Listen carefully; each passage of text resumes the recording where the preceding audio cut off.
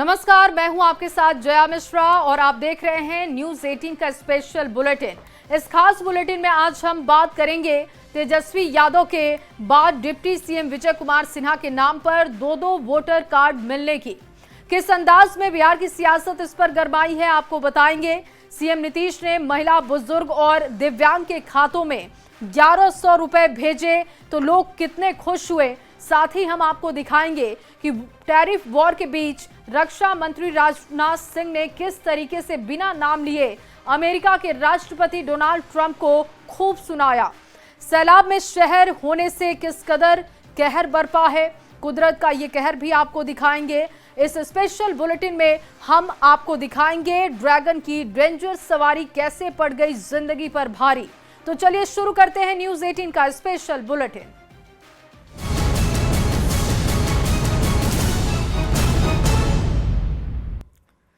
और बड़ी खबर से बुलेटिन की शुरुआत करने जा रहे हैं। बिहार में एसआईआर पर सियासी बवाल जारी है। तेजस्वी यादव के बाद डिप्टी सीएम विजय कुमार सिन्हा के नाम पर दो वोटर कार्ड को लेकर सियासत गरमाई है। आरजेडी और कांग्रेस ने विजय सिन्हा पर जमकर हमला किया। निर्वाचन आयोग की कार्यशैली पर सवाल खड़े किए गए, जिसका जवाब विजय कुमार सिन्हा ने सबूत के साथ दिए। क्या है ये पूरा विवाद, आपको इस रिपोर्ट में दिखाते हैं।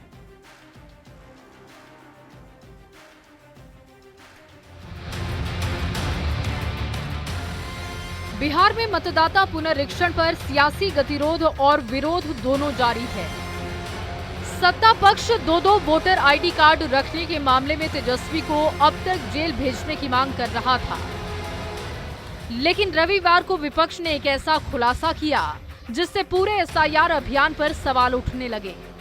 कांग्रेस ने प्रेस कॉन्फ्रेंस कर आरोप लगाया है कि डिप्टी सीएम विजय कुमार सिन्हा के नाम पर दो वोटर आईडी कार्ड हैं। पटना के बांकीपुर विधानसभा में और लखीसराय विधानसभा की वोटर लिस्ट में उप मुख्यमंत्री विजय कुमार सिन्हा का नाम शामिल है। पहला है 182 बांकीपुर विधानसभा में और दूसरा हमारे हाथ में है, ये है 168 लखीसराय में। विजय कुमार सिन्हा के नाम पर दो वोटर कार्ड के खुलासे के बाद सियासी हड़कंप मच गया है। आरजेडी और कांग्रेस ने आरोप लगाया है कि विजय सिन्हा के पास 2 एपिक नंबर है। दोनों एपिक नंबर में अलग अलग पता भी है। लखीसराय और बांकीपुर के वोटर लिस्ट में नाम शामिल है। हैरानी की बात है कि दोनों एपिक नंबर में उम्र भी अलग अलग है। एक वोटर कार्ड नंबर में उम्र 57 साल, दूसरे में उम्र 60 साल है। लखीसराय का एपिक नंबर IAF 3939337 है और बांकीपुर का इपिक नंबर AFS 0853341 है।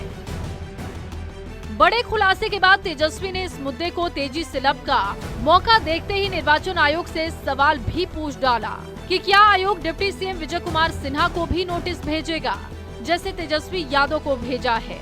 यानी लखीसराय में भी इनके पास BLO गया होगा तो इन्होंने हस्ताक्षर किए होंगे और बांकीपुर में भी BLO गया होगा तो ये हस्ताक्षर किए होंगे, तभी ना आया है। सियासी हमला और विवाद बढ़ता देख उप मुख्यमंत्री विजय कुमार सिन्हा सबूतों के साथ मीडिया के सामने आए। 2 वोटर आईडी कार्ड के आरोपों पर विजय कुमार सिन्हा ने सफाई दी और कहा कि अप्रैल 2024 में लखीसराय में नाम जोड़ने के लिए आवेदन दिया था।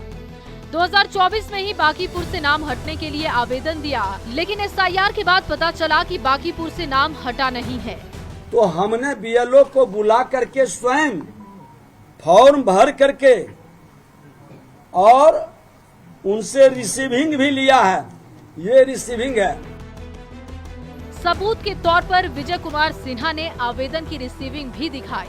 दावा किया कि 2 जगह नाम होने को लेकर उन्होंने दोबारा आवेदन किया है। बांकीपुर से नाम हटाने के लिए फिर से आवेदन BLO को 5 अगस्त 2025 को दिया था, क्योंकि पटना के बांकीपुर में विजय सिन्हा के पूरे परिवार का नाम था। हालांकि विपक्ष अभी भी ये सवाल पूछ रहा है कि क्या एसआईआर में विजय सिन्हा ने दोनों जगह पर अपना डॉक्यूमेंट जमा किया। आखिरकार ड्राफ्ट वोटर लिस्ट में दोनों जगह नाम कैसे छप गया, इसे लेकर निर्वाचन आयोग की कार्यशैली भी सवालों के घेरे में है। पटना संवाददाता संजय कुमार, अमित कुमार और आनंद अमृतराज के साथ ब्यूरो रिपोर्ट न्यूज 18। और इसी मामले में एक बड़ी खबर है जो आपको दे रहे हैं। डिप्टी सीएम विजय सिन्हा को नोटिस जारी किया गया है। बांकीपुर निर्वाचन पदाधिकारी की ओर से नोटिस जारी किया गया। 2 वोटर आईडी कार्ड पर विजय कुमार सिन्हा को नोटिस जारी हो गया है। निर्वाचन आयोग ने नोटिस जारी कर जवाब मांगा है। डिप्टी सीएम विजय सिन्हा से 14 अगस्त तक जवाब मांगा गया है। हालांकि पहले रिसीविंग का रसीद वो दिखा चुके हैं। देखिए ये जो तस्वीर आप देख रहे हैं, जब उन पर आरोप लगाए गए तो उन्होंने रिसीविंग दिखाते हुए ये कहा कि हमने बीएलओ को सूचित किया, उनसे रिसीविंग ली है क्योंकि मैंने आवेदन दिया था कि 2 जगह पर नाम है। लेकिन विपक्ष के पास इस वक्त एक बड़ा मुद्दा है और देखिए अब इस मामले में नोटिस भी जारी हो चुका है। डिप्टी सीएम विजय सिन्हा को नोटिस जारी किया गया और 14 अगस्त तक जवाब मांगा गया।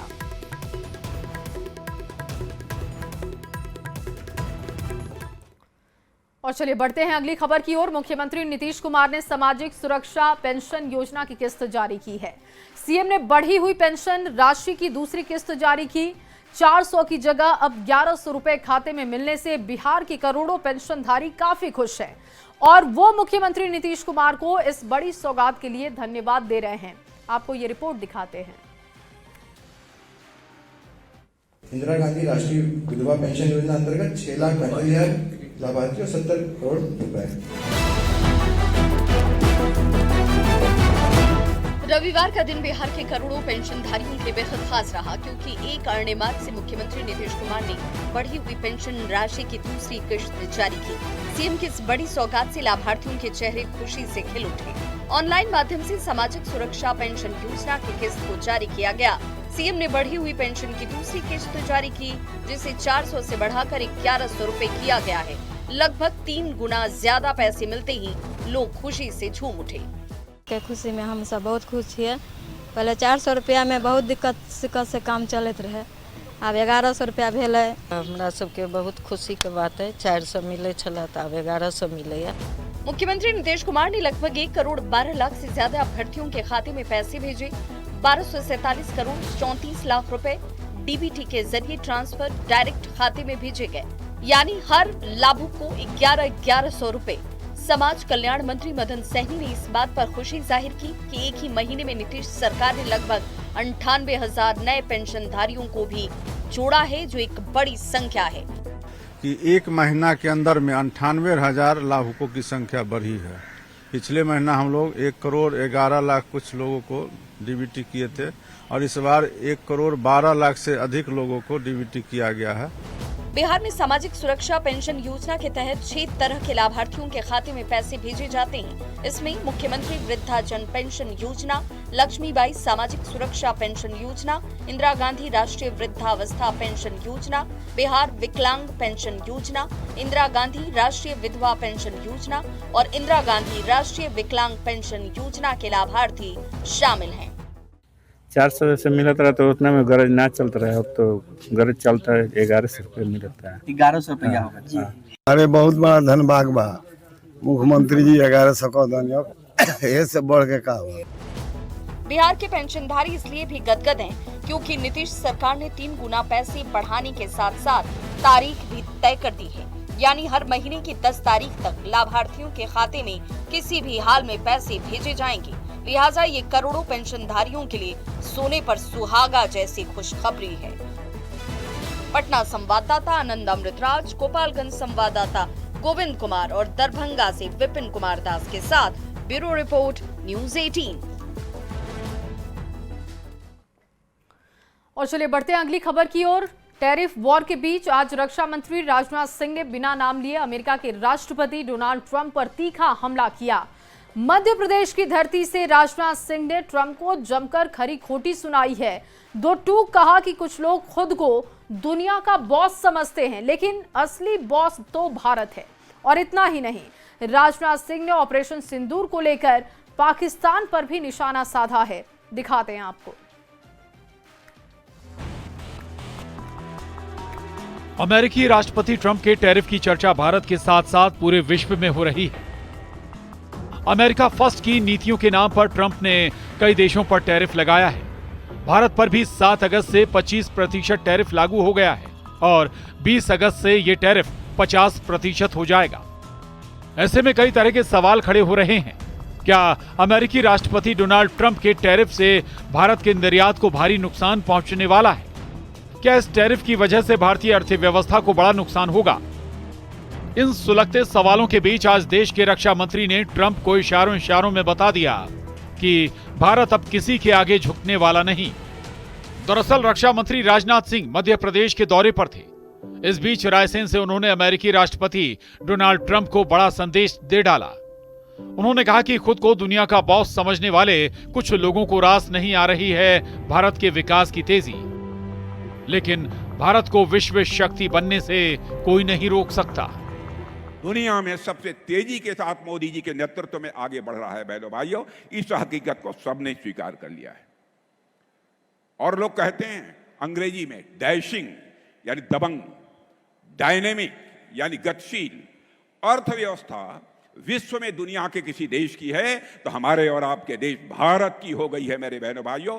यह भी हम लोगों के लिए कम गौरव का विषय नहीं है। कुछ लोग हैं जो भारत के का विकास जितनी तेजी के साथ हो रहा है उन्हें रास नहीं आ रहा है,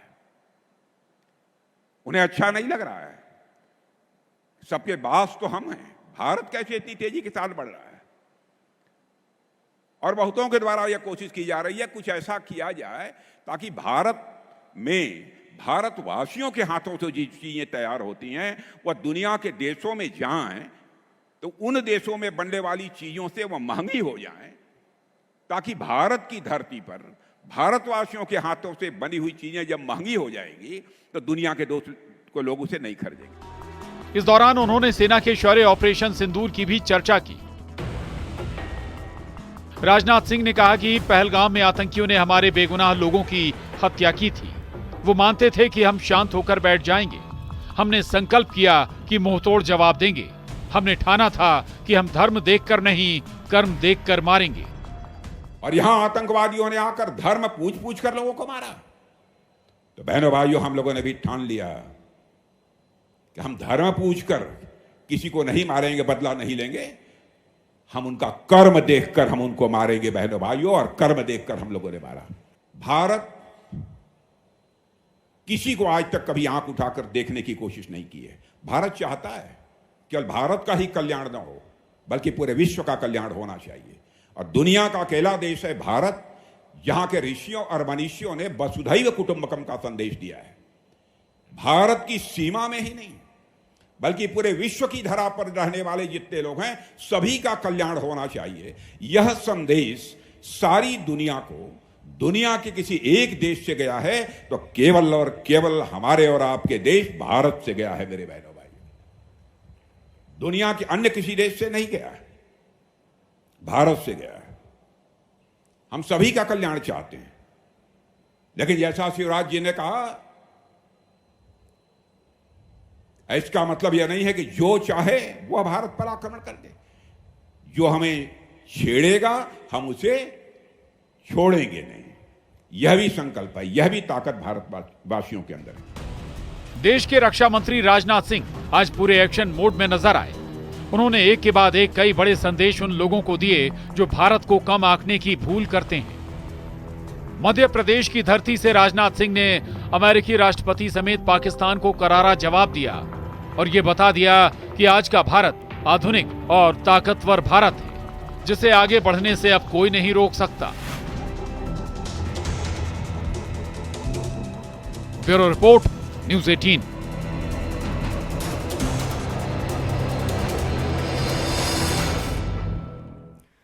और स्पेशल बुलेटिन में अब बात ऑपरेशन सिंदूर की होगी। ऑपरेशन सिंदूर के करीब 3 महीने के बाद army chief general Upendra Dwivedi और भारतीय वायुसेना के प्रमुख मार्शल एपी सिंह ने पाकिस्तान को घेरने की सबसे खतरनाक रणनीति से पर्दा उठाया है। जनरल द्विवेदी ने आईआईटी मद्रास के कार्यक्रम अग्निशोध में कहा कि भारतीय सेनाओं ने पहली बार शतरंज की तरह से पाकिस्तान को ऐसा घेरा कि वो हमारी किसी चाल को समझ नहीं सका। आपको ये रिपोर्ट दिखाते हैं।